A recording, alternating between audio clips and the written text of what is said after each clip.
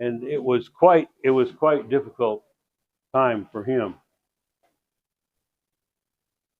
One of the criticisms that Lyons has is that he was kind of like he was like the beginning, especially the beginning of the 20th century, where the executives, the top people in the company, were making a lot more money by multiples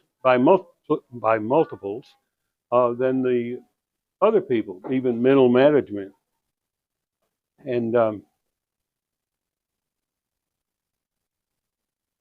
so here are the basic powers behind the XKE, and there's a couple of them I point out. This is Haynes, who was head of the mechanical part of the development, and this is the picture of Soder, and then with his arms out like this is Sir William Lyons. The thing about this is that Soder, one of the things that he was a real comedian, and he was also very independent. And he was a cartoonist. He would do beautiful drawings, but he would also do cartoons that were really funny.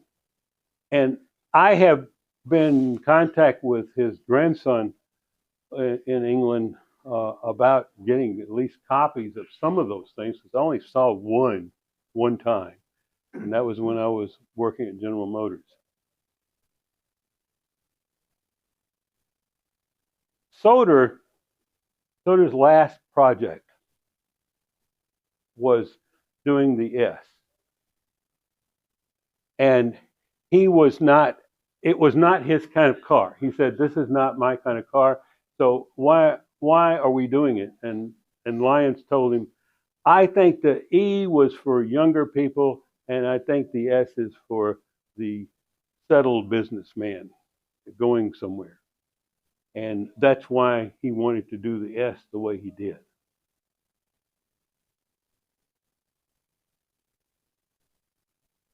Soder died the year before the S came on the market. And he died of a heart attack, and his daughter said that he died of a broken heart. And the reason she said that was that all of the work that he did, which was to him really fun, really exciting work, and he couldn't even afford to buy an E-Type.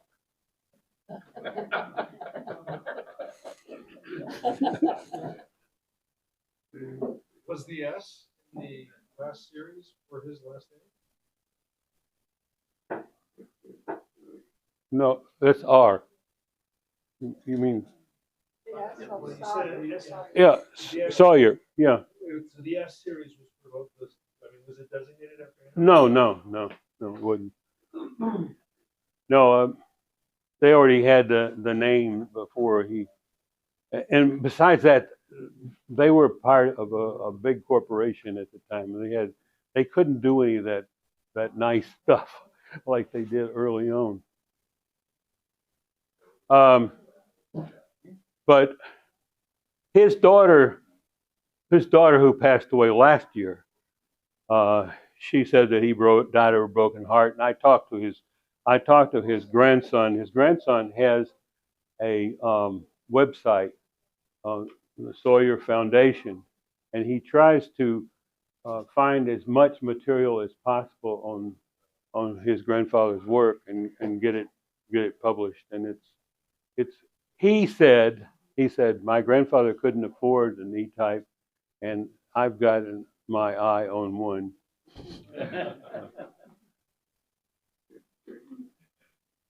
Now, as homework, if you look at these, I time myself. I like to time myself when I'm doing these talks, and I didn't want to make this talk too long. I could have talked about this. There's so many stories associated with it too. About these cars that were done at the same time by Sawyer and other people who worked with him. And I'm just going to go through and show you some that you should really look at the history of, because they are really interesting machines. And that's SJ13, the XK220. This one they built a few. Yes, this one they built a few of them. And oh gosh, I did it. I can't walk across the room without forgetting somebody's name. Elton John. Elton John bought one of these things. They didn't sell very many. Why? $770,000 a piece. And they were only going to make a few of them, and they got many more requests ordering them than that. But that was it. Elton John has a big car collection, and he has in that car collection about 6 Jaguars of different times. And you remember that a few years ago he went bankrupt, and then he got his money back. That's the lightweight head. This car has the record for Jaguar sales. About, I don't know how many months ago, one sold for $7.3 million.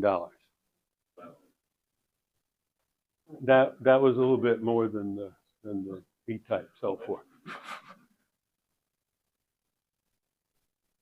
This low drag coupe, it was really successful in racing, and this is the last of the really competitive E-Types, and that's the end.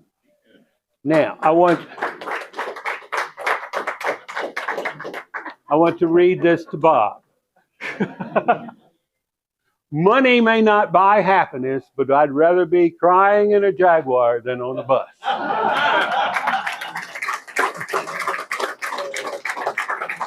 Thank you. Hey, what do you think? Huh?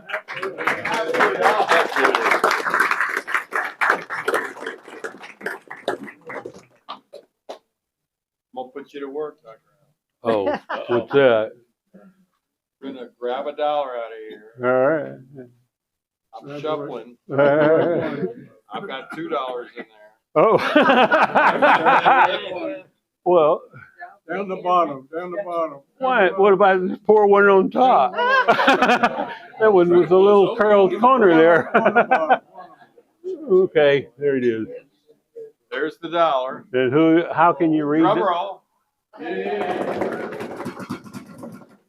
Can you read that?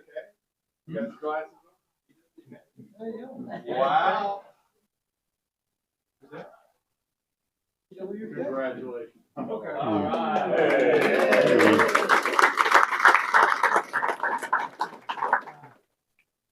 One more drawing. Oh. Did everybody that drove British car have a chance? Yeah? Okay, here we go. Drum roll, please. Grab one of those pieces of paper. Who is that? Like I say, Jerry, It might. Looks like it. congratulations. So, was today a beautiful day or what? So I owe Jerry $120, so I went out and bought $120 worth of gift cards for the club. And you get to choose. Not just an AutoZone, Al. Okay, a I'll little do it. bit. Okay. I'm sorry, I made a mess. Yeah. I got it.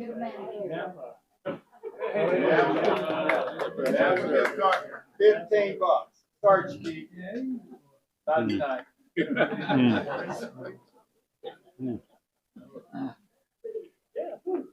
So newcomers, comment. What do you think about our club here? Anyone courageous enough to comment? Doug, usually have the gift of gab. I'm speechless. Really? I'm speechless. I mean, the E-type. Vince, did you used to have an E-type in college? Who in here has had an E-type or has one now? Unbelievable, sexy car. Unbelievable. Joyce. Oh, I have, yeah, you can see I was looking so puzzled. Well, if you Because don't have an E-type, we I need to don't. get you one. Oh, got it, well, I've got an XJS, but it didn't look like Dr. Howell's XJS up there. His XJS was a